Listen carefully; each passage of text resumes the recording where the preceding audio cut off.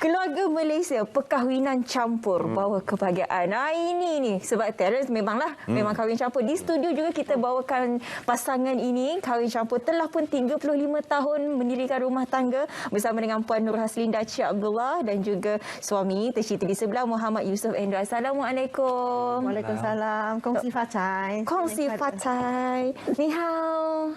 Alhamdulillah. Alhamdulillah. Sebab dah tak boleh ya. Kurang. Bolehlah sikit-sikit. Sikit-sikit. Most of them fluent, most speaking English lah. Parents saya pun, saya balik rumah mak pun dengan speaking English. Dekat office Malay. Tapi saya nak tanya rahsia sikit. Macam mana rambut masih panjang ni? Saya campur tapi tengok macam ni. Hilang. Campur tapi rambut banyak. Rahsia dia macam mana? Boleh share rahsia? Mungkin boleh share sikit rahsia dengan Terence. itu off screen kita bincang. Tapi kita nak tahu juga rahsia bagaimana sebenarnya. Kalau zaman sekarang ini perkahwinan campur itu bukan satu perkara baru. Semua pun minda pun dah terbuka. Tapi 35 tahun yang lepas ini masih lagi orang kata kuat lagi semangat perkahwinan itu. Bagaimana masa itu? Okey, untuk bagi pengalaman my experience lah, pengalaman saya, yang penting dalam sebuah rumah tangga kena ada give and take. Give and take, contohnya kalau seorang bad temper, yang seorang kena mengalah lah.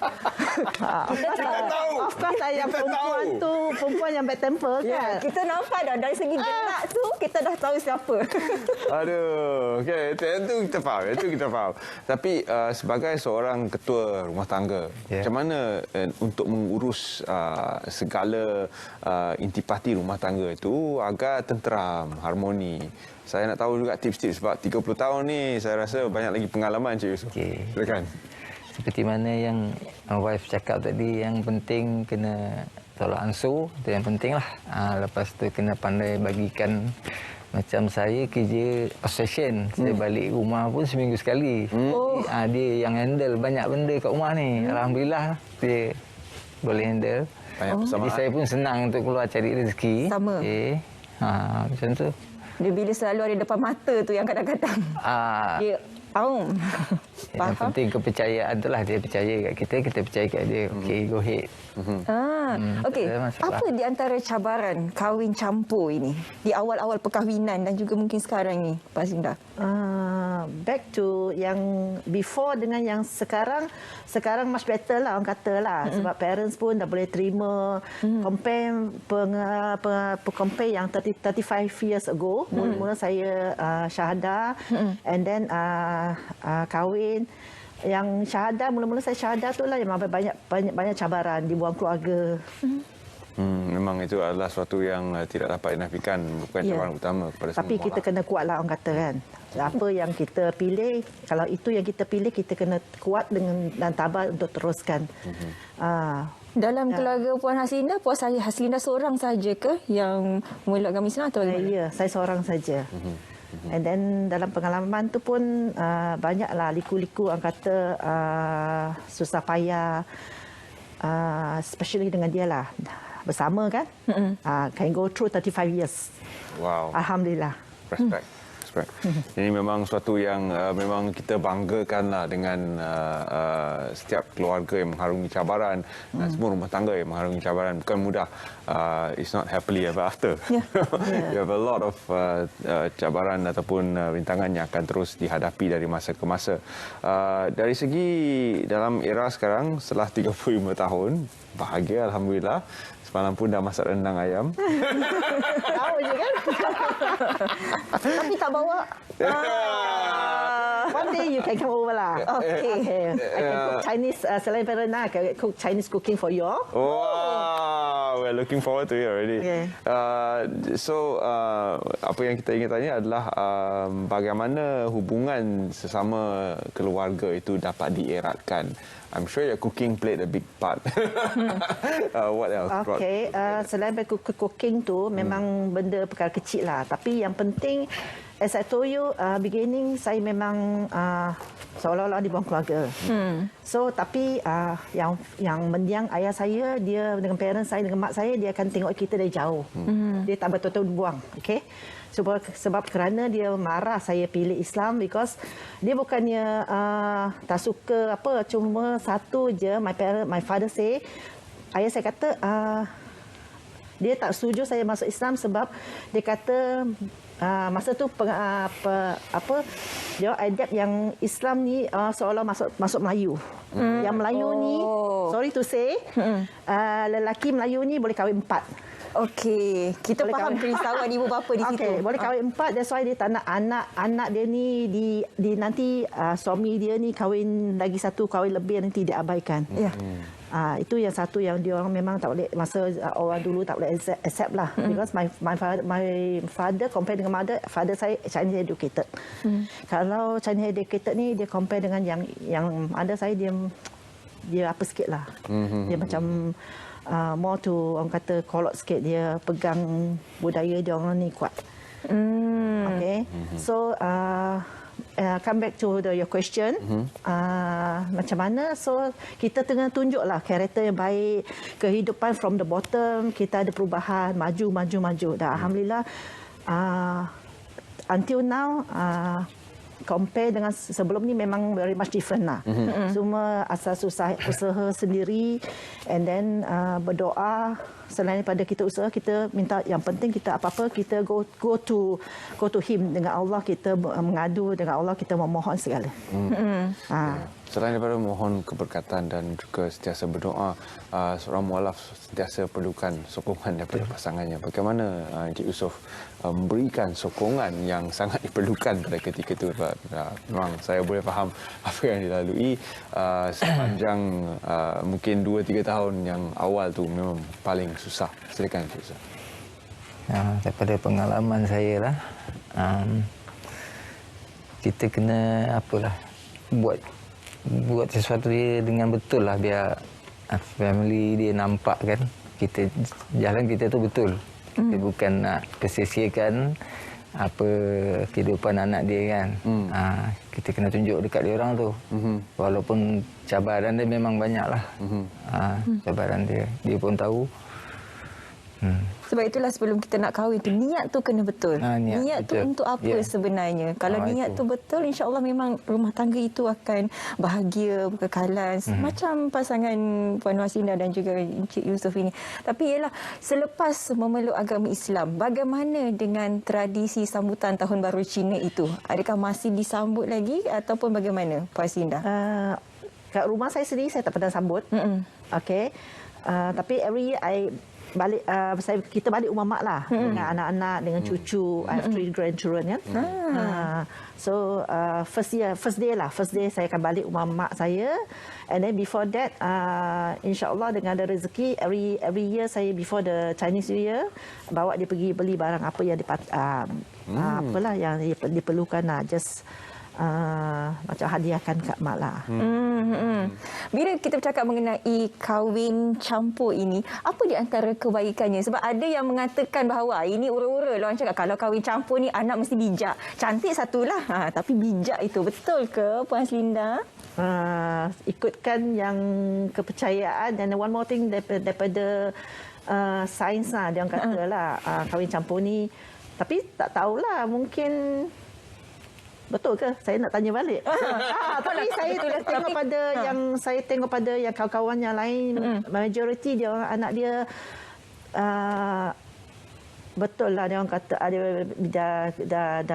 anak, ada yang become somebody, kerja pun bagus. And then for me satu anugerah daripada Allah jugalah. Betul. Daripada dia duga saya, daripada cabaran-cabaran memeluk agama Islam itu. And then nampaklah ada keindahannya sekarang. Ada anak yang berjaya, anak-anak kan. Betul. Kalau kita tengok anak Terence pun, begini. Walaupun masih kecil, begini. Bijaknya tu anak Terence. Kahwin campur. Dia kahwin campur kan. So, kahwin campur. Dia pun dah boleh dapat ada result dia kan. Tapi kalau saya dapat anak lelaki, saya harap genetik saya ni Genetik apa ya? Saya Genetik ni lah, risau. ni. Tapi anak perempuan Terence. Alhamdulillah, perempuan memang tidak akan Alhamdulillah. dapat genetik ini. Kita ingin juga melihat kepada masa depan kita sebagai sebuah keluarga Malaysia. Ini memang biasa dalam komuniti sekarang, kahwin campur. Jadi apakah pesanan Encik Yusof kepada masyarakat di luar sana supaya menerima perkahwinan campur yang akan menjadi sebati dengan komuniti kita sekarang? Pada pendapat saya lah, kita tak ada ruginya kalau kita kahwin campur ni. Malah kita lebih beruntung dapat mempelajari dan menghayati sekali dia punya, mereka punya budaya lah dan perayaan apa semualah. Yang penting tu macam kata tadi, nama itu nama itu kena betul. Betul. Macam Puan Haslinda, daripada tadi memang kita nampaklah kepakarannya memasak. Sebab masuk-masuk tak ada sebelum sangat, kita bukan secara pakar sangat langsung pun. sebelum secara langsung pun dia dah cakap masak. Jadi kalau macam makanan Cina ni, Chinese food ni, memang banyak yang sedap-sedap sebenarnya. Tapi untuk kita mencari yang halal itu agak susah. Mungkin bila dah masuk ke Muslim ni, apa di antara makanan ataupun juadah Chinese yang kita rasa kita tak boleh nak makan sebab mungkin bahan-bahannya kita tak boleh, tapi boleh Puan tukar ganti bahannya. Mungkin boleh kongsikan. Okey, contohnya lah kan, yang pakute ni, pakute ni, dia punya rencana kita boleh beli, okey, dekat shopping mall dah ada dah, banyak yang halal. Cuma yang pakute ni dia buat daripada bali bayar kan, so kita tukar kepada ayam. Ya. Oh, Cara masak dia sama je. oh rempahnya. Rempah dia still we can get lah, dah boleh dapat daripada pasar raya. Cuma cari yang ada chop halal lah. Dia akan jadi cikute. Ikute, yes. Okey, teringin pula. Hari tu kawan saya buat yang yang buat daripada cuka tu. Dia buat daripada kalau Chinese dia guna itulah. Tapi kawan-kawan saya dia guna kaki lembu. Sedap. Wow. Sebenarnya So benda yang tu beramuan cuma sama, cuma kita tukar yang daging tu kita tukar pada ayam ke ataupun lembu ke. kalau tak silap saya, masyarakat Baba Nyonya pun ada resepi bakute yang dipanggil pongte chicken. Tapi dia gunakan ayam. Jadi ada ramai yang telah keluarkan produk ini dalam bentuk halal dan telah mendapat persediaan halal. Ya, Jadi boleh yang sekarang ni pun dah banyak dah restoran-restoran Chinese Muslim halal food kan. Senang lah nak cari, nak makan ke. banyak CMR. Banyak banyak CMR, Chinese Muslim Restaurant. Banyak. Betul. Dan untuk yang mungkin tradisi-tradisi lain seperti memberi angpau dan sebagainya, apakah pengawalannya mengikut apa yang dilakukan dalam keluarga sendiri? Okey, sampai ampau dia mesti ada bunga mercun. Ya. Betul.